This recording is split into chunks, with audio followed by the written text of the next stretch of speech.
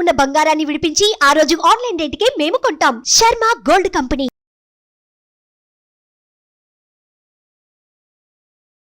Hi, welcome to our channel. ఈరోజు మనతో పాటు ఉన్నారు భారతీ శంకరపీఠ వ్యవస్థాపకులు శ్రీ అన్నవరపు తిరుపతి మూర్తి అవధాని గారు. నమస్కారం గురువు గారు. ఓం శ్రీ మహాగణాధిపతయే నమః. సార్, ఏప్రిల్ 8వ తేదీన సూర్యగ్రహణం అయితే ఉంది. రాహుగస్త సూర్యగ్రహణం అని అంటున్నారు. నిజంగా అది భారతదేశం మీద ప్రభావం చూపిస్తుందా? మన వాళ్ళు ఎటువంటి నియమాలు పాటించాలి? ఒకవేళ లేకపోతే ఏ దేశం మీద ఈ ప్రభావం చూపిస్తుంది అంటారు?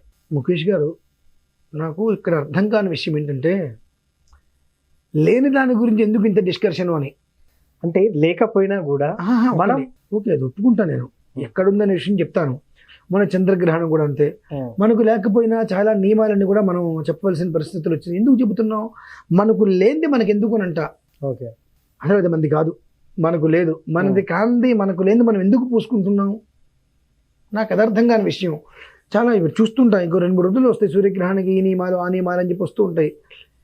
ఎవరిని మనం అభ్యపెడుతున్నాం నాకు అర్థం కావట్లేదు. అంటే సూర్యగ్రహణం ఉన్నదంటే ఉంది, ఓకే, లేదా అంటే లేదు. అంటే మన భారతదేశానికి లేదు, అమెరికా ఆసియా అటువైపు వాళ్ళకి ఉంది. మనకు లేనప్పుడు మనం దాని గురించి ఆలోచించాల్సిన అవసరం లేదు. First of all 2. కానీ దీని యొక్క ప్రభావం కొన్ని దేశాలు చూస్తాయండి. చూస్తాయి. భారతదేశం మినహాయించి మిగిలిన దేశాలు అయితే దారుణాలే చూస్తాయి. అంటే రక్తపాతాలు, జలపాతాలు, దారుణం. అది ఎట్లయినా అనుకోండి, దారుణాలు చూస్తాయి. అంటే ఒక భారత యుద్ధం అనేటువంటిది ఏ రకంగా జరిగిందో అటువంటిది అయితే మనం చూస్తామండి.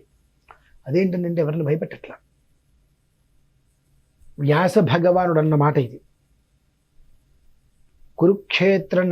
కురుక్షేత్ర రణరంగం జరగడానికి ముందు 15 రోజులలో 2 గ్రహణాలు రావడం.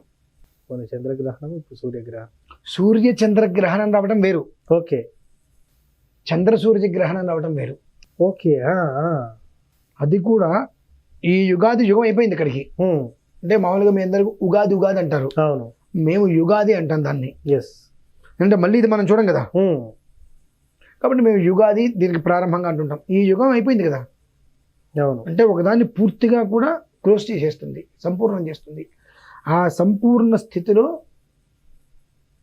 ముందు చంద్రగ్రహణం శుక్లపక్షంలో, తర్వాత కృష్ణపక్షం సూర్యగ్రహణం ఈ రావటం అనేటువంటిది కొన్ని దేశాలు ఈ కృష్ణపక్షంలో ఉండేటువంటి చీకటిని చూస్తారండి. అమావాస్య చీకటిని దారుణంగా చూస్తారు. ఆయన అన్నారు, నేను ఇంతకాలంలో 15 రోజుల వ్యవధిలో చంద్ర సూర్య గ్రహణాలు నేనైతే ఇంతవరకు చూడలేదు. దాని యొక్క ప్రభావం అనేటువంటిది చాలా అంటే విపత్కర పరిస్థితులు అయితే నాకు కనిపిస్తున్నాయని చెప్పి వ్యాస మహర్షి అన్నారండి. ఈ భారత యుద్ధం జరగడానికి కొన్ని రోజుల ముందు అటువంటిదైతే మనం ఒక రకమైన యుద్ధ వాతావరణ, యుద్ధ ప్రతిపాదికనైతే మనం ఖచ్చితంగా దేశాంతరాలలో మనం చూస్తాం. అది విదేశాలకి అటువైపు ఉంది. మన ఆ విషయంలో ఈశ్వరుడికి అనుగ్రహం వల్ల మన భారతదేశం అదృష్టం చేసుకుంది. ఓకే, కాబట్టి మనం ఎలాంటి కంగారు పడవలసిన అవసరం లేదు. కాకపోతే మనకి సంబంధించినటువంటి వ్యక్తులు అన్ని రకాల దేశాలలో ఉన్నారు కాబట్టి అక్కడ ఉన్న వాళ్ళు ఎవరికి కూడా ఎలాంటి ఇబ్బందులు కలగద్దని మనం కోరుకుందాం. ఓకే. అంటే నా వాళ్ళకి ఇబ్బంది కలగద్దు, బయట వాళ్ళకి ఎవరికి ఇబ్బంది కలిగిన నష్టం లేదు అనుకుంటే నష్టం అని ఎవరికైనా ఒకటే. అంటే గుడ్డి కన్నా మెల్ల ఉత్తమం కాబట్టి జరిగేటువంటి దాన్ని అంత జరగకుండా కొంచెంలో తప్పిపోయి పెను ప్రమాదం రాకుండా ఉండాలని మాత్రం మనం కోరుకోవడంలో తప్పులేదండి.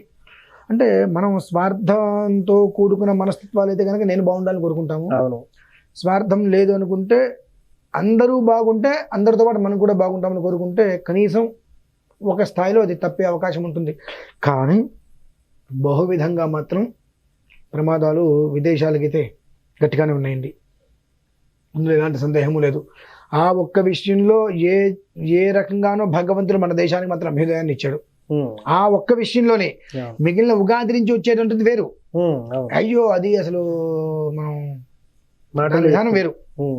కానీ ఈ సూర్యగ్రహణానికి మాత్రం మన భారతదేశంలో ఎలాంటి రకమైనటువంటి అశోచ నియమాలు లేవు. గర్భవతులు ఇలా ఉండాలి, వాళ్ళు ఇలా ఉండాలి, వీళ్ళు ఇలా ఉండాలి అనేటువంటిది లేదు. గ్రహణం ఎక్కడైనా గ్రహణమే, గర్భిణీలు ఇక్కడ కొంచెం జాగ్రత్తగా ఉండాలి అన్నట్టు నేను విన్నాను. మరి లేదని చెప్తాను. ఇప్పుడు నీరు అనేటువంటిది ఎప్పుడూ కూడా పల్లాన్ని చూస్తుంది, పల్లం. ఉమ్, నిప్పు అనేటువంటిది ఎప్పుడూ కూడా పైకే చూస్తుంది. అవును. ఈ ఒక్క అమెరికా అనేటువంటిది మనకన్నా కిందకున్నాయి, ఎస్. మనకన్నా కిందకుంది ఆ దేశం. అమెరికా, ఆస్ట్రేలియా, ఆసియా ఇటువంటివి, ఆస్ట్రేలియా కాదు, అమెరికా, ఆసియా ఇటువంటివి కిందకున్నాయి. ఇప్పుడు నీరు అనేటువంటిది కిందకు వస్తుంటే మీరు ఎంత పైకి పోసినా నీరు అనేటువంటిది కిందకే వస్తుంది. కాబట్టి ఆ ప్రభావం అనేటువంటిది అటే ఉంది. అసలు మనం దాని గురించి ఎలాంటి నియమాలు అవసరం లేదు. కొంతమందికి ఏవో వాటి పేరు ఏమంటారంటే సెంటిమెంట్లు ఉంటాయి. ఎస్. ఆ ఉన్నప్పుడు వాళ్ళు మనం కాదనం. అని ఇదేదో ఉంది చేయకపోతే మనకేదో అనర్థం జరుగుతుంది అనేటువంటి మాట మాత్రం పచ్చి అబద్ధం. అనర్థం జరుగుతుందనే ఉద్దేశంలో ఎలాంటి నియమాలు అవసరం లేదు. అమెరికా అయినా ఆస్ట్రేలియా అయినా మన వాళ్ళు ఎవరైనా ఏదైనా ఇబ్బంది కలిగిందంటే ఆ వార్త వింటే మనం స్నానం చేస్తున్నాము, లేదంటే ఆనందపడుతున్నాము, ఇక్కడ పార్టీ చేసుకుంటున్నాం. పిల్లాడు పుట్టాడు ఆస్ట్రేలియా, అమెరికాలో ఉంటే ఇక్కడ మనం అంటే పార్టీ. అటువంటి ఉద్దేశ్యంలో ఏదైనా మీరు ఆ సెంటిమెంట్ లాంటిది ఉంటే చేసుకోండి, అంతే మినహాయిస్తే. లేకపోతే దీనివల్ల ఏదో అనర్థం జరుగుతుంది అనేటువంటి విషయంలో మాత్రం ఎవ్వరు దీని గురించి ఆలోచించవలసిన అవసరం లేదు. ఈ దేశంలో మాత్రం. విదేశాలకు మాత్రం ఆ ఒక్క ప్రభావం అనేటువంటిది. సార్, ఇప్పుడు కొన్ని రాసులకు కూడా దీనికి బాగాలేదని చెప్పి లింకప్ చేస్తున్నారు గ్రహణానికి. అంటే విదేశాలు ఉన్న వాళ్ళకి ఇది జరుగుతుందని కూడా. దీనిపై మీరేమంటారు? గ్రహణానికి రాశులకు అనేటువంటి దానికంటే ఈ గ్రహణం అనేటువంటిది ఏ నక్షత్రం మీద మనకు వస్తుందో ఆ నక్షత్ర ప్రభావికులు చూడవద్దు అంటారు. ఎందుకంటే ఆ గ్రహణ ఛాయలు దోషాలు ఉంటాయి కాబట్టి చూడకుండా ఆ గ్రహణ సమయంలో ఏ నక్షత్రం అయితే ఉంటుందో ఆ నక్షత్ర ప్రభావం ఉన్నటువంటి వాళ్ళు ఆ గ్రహణ సమయంలో ఇప్పుడు రాహు ఉంది, ఆ మినుములు, ఒక రాగి ప్లేటు, దాని నిండా నెయ్యి, తర్వాత సూర్యుడి యొక్కది ప్రతిమ, తర్వాత రాహు అంటే పాము ఒక ప్రతిమ, అవి వేసి ఆ గ్రహణ సమయం మొత్తం కూడా జపం చేయించుకొని గ్రహణానంతరం గ్రహణకు సంబంధించిన హోమం ఉంటుంది, అది పూర్తి చేసుకొని దానం ఇమ్మంటారు. ఎందువల్లంటే ఆ నక్షత్రం వారి మీద ప్రభావం అనేటువంటిది ఉంటుంది అని. అయితే దీన్ని మనం 2 విధానాలుగా తీసుకొచ్చింది. ఖగోళ విధానంగా తీసుకోవచ్చు, తర్వాత యోగ విధానంగా మనం తీసుకోవచ్చు. యోగ విధానంగా మనం ఖగోళ విధానంగా తీసుకున్నప్పుడు ప్రపంచం మొత్తానికి అది ఆపాదిస్తుంది. అయితే ఖగోళంలో కూడా రేఖాంతరాలు ఉన్నాయి కదా మళ్ళీ. కాబట్టి ఏంటంటే దాని యొక్క ప్రభావం అనేటువంటిది అమెరికాలో ఉన్న వాళ్ళకి పడుతుంది, అమెరికాలో జన్మించిన వాళ్ళకి పడుతుంది. ఓకే, ఇక్కడ నుంచి వెళ్ళిన వాళ్ళకి ఏం కాదు. ఆ ప్రభావం అనేటువంటిది దాని పేరు ఏమంటారంటే దొంగతనం చేసేవాడిని చూసి కనుక దాక్కుంటే వాడికి ఆ భయం ఎలా అయితే ఉంటుందో ఆ ఒక భీతి అనేటువంటిది ఉంటుంది. నాయిస్తే దాని గురించి ఏదో జరుగుతుంది అనేటువంటిది అపోహపడవలసిన అవసరం లేదు. సో గ్రహణం భారతదేశం మీద ఎటువంటి ప్రభావం చూపదు, మనం ఎలాంటి నియమాలు పాటించిన అవసరం లేదు, శుచి శుభ్రత కూడా అవసరం లేదు అని అంటారు. అంటే శుచి శుభ్రత అంటుముట్టు అవసరం లేదు అని అంటారు. Okay sir, thank you. So చూసారు కదా, గ్రహణ ప్రభావం భారతదేశం మీద లేదు.